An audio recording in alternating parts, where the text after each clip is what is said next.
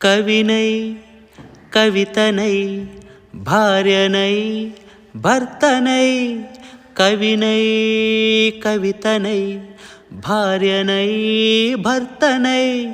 మల్లెల దారిలో మంచు ఎడారిలో మల్లెల దారిలో మంచు ఎడారిలో పన్నీటి జయగీతాల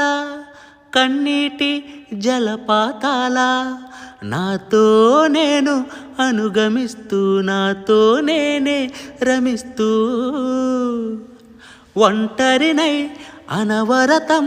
కంటున్నాను నిరంతరం కలల్ని కథల్ని మాటల్ని పాటల్ని రంగుల్ని రంగవల్లుల్ని కావ్య కన్యల్ని